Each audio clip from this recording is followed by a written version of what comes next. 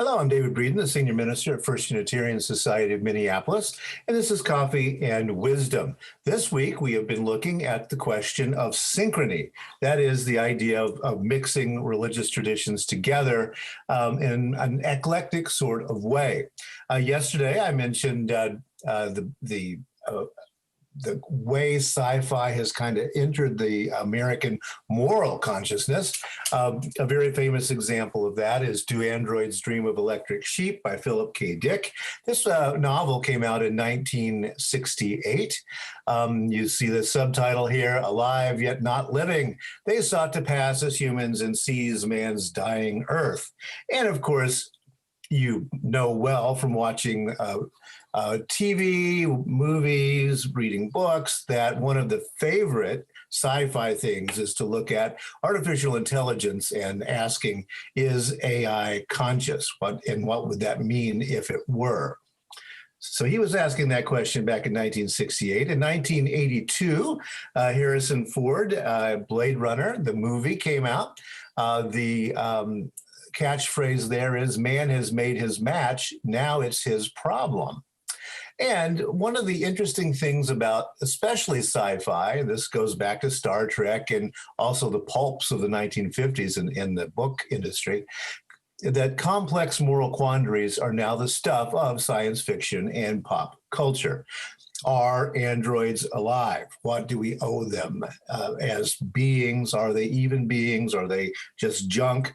What's up with that? And those kinds of questions. And of course, Philip K. Dick is especially famous for doing that with the various kinds of questions, most famously the Matrix movies.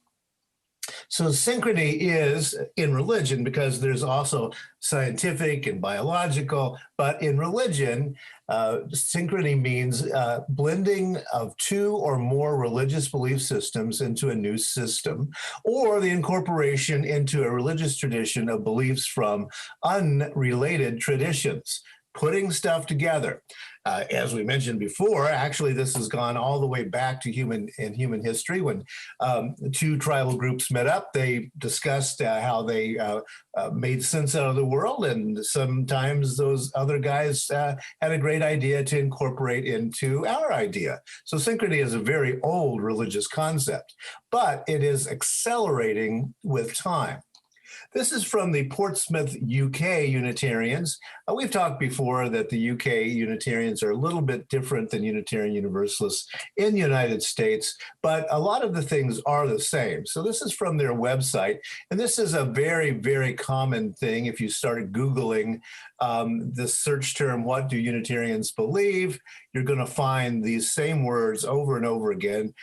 Attribution, I don't know who wrote it first, but it appears on all kinds of websites. So Unitarians, we believe that. And notice that the picture there is of a Buddha. And so guess what? We're getting set up right up front that there is synchrony going on, because Buddhism is not a Christian idea. So we believe that everyone has the right to seek truth and meaning for themselves.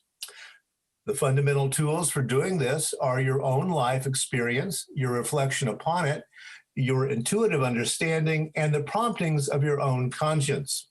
The best way for this is a community, which we discussed last week, that welcomes you for who you are, complete with your beliefs, doubts, and questions. It goes on to say, we can be called religious liberals because because we unite to celebrate and affirm values that embrace and reflect a greater reality than self. And notice that that is how they're going to define this. They're not going to say God. They're going to say a greater reality than self, which could be all kinds of different things, as we've discussed before. Liberal because we claim no exclusive revelation or status for ourselves, because we afford respect and toleration to those who follow different paths of faith. Very old concept within the Unitarian belief system. We are called Unitarians because of our traditional insistence on divine unity, the oneness of God. That's the old Unitarian way. I would call it the European way of thinking about Unitarianism up until in the US sometime in the 19th century, and because we affirm the essential unity of humankind and of creation. This, of course, is an Enlightenment era idea that all human beings probably have rights inherently when they're born, although, of course, in the 1700s, Europeans did not live up to that idea, but it has been a European idea for some time. But wait, thegospelcoalition.com says this: your neighbor is probably a Unitarian Universalist. And this is from that website. Most Americans are Unitarian Universalists. They just don't know it. Only 0.3% of Americans identify as members of the denomination, but its belief system has come to define our culture. The central message of the UU Church is that you can believe anything you want, except that there are objectively right and wrong beliefs. That's an interesting proviso there that's a little bit confusing as to what that would mean. It's an appealing message for a society that has lost its faith, says the site, in God. But just because we no longer believe in a higher power doesn't mean there isn't one. Human beings have a creator. Like any other crop or plant, we are meant to produce good fruit. There will be consequences if we produce bad fruit, even if we don't want to admit it. And this, of course, is the fundamentalist evangelical Christian line. And of course, it's also the fundamentalism of Islam, etc., that our way or the highway is it. So fundamentally, this splits the two ways of religious thinking, a conservative one and a liberal one, in two.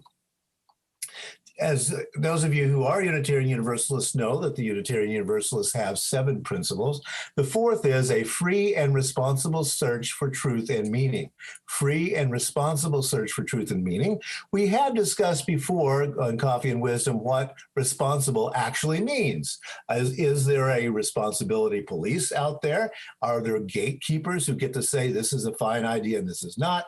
Are there traffic cops to arrest you if you go too fast down a particular theological highway? Well, the answer actually is no. So what does responsibility mean? Is it only personal responsibility, etc.? That is, of course, problematic. But let's look at what UUs actually believe. Now, this is from research, and the title says, some UUs are more you than you. Theological self-descriptors chosen by Unitarian Universalists. This appeared in 2005 as a research study in the Review of Religious Research. This is a cut and paste of the abstract of that particular study. So here it goes. As part of a longer survey, Unitarian Universalists selected from a list of theological labels those they would use to describe their own religious beliefs. Factor analysis revealed 3 factors.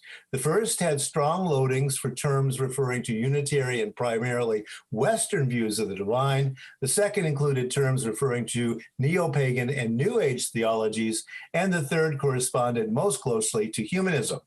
The term Universalist loaded strongly onto the first factor, Unitarian Universalist strongly onto the second factor, and Unitarian moderately onto the first and third factors.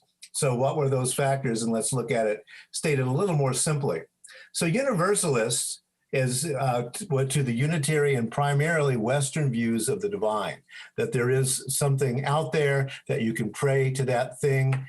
Very much a Western Christian idea of what some kind of divinity is out there. Then there are the Unitarian Universalists, and the study shows from 2005 that most people who use that term predominantly and choose it are referring to neo-pagan or New Age theologies. We do have to be careful about New Age because it does have a lot of negative connotations. But there, as we've seen before in looking at these ideas, there are some ideas that are not as flaky as we sometimes like to think of New Age, right? And the other is Unitarian, corresponded most closely to humanism. And that's, of course, because of the historical issue that Unitarian did develop into humanism in many congregations in the 1940s and 50s. So you see how this breaks down in some kind of interesting ways. So my question for tomorrow and for you to ponder is this one. In our networked age, has liberal religious thinking become a complex self-organizing system? That means that, that's like a computer network, of course, a complex self-organizing system. And does that mean that we get to all be our own organizers of the system? That's the question we'll be looking at tomorrow. 7 p.m. Wednesday, Bibles and Beer. We'll be looking at Paul and the Greek philosophers. Subscribe to our two YouTube channels. That is the Den of Conversation and First Unitarian Society. And you can help us out by keeping the voice of humanism strong by going to firstunitarian.org/donate. Thanks a lot, and I'll see you tomorrow.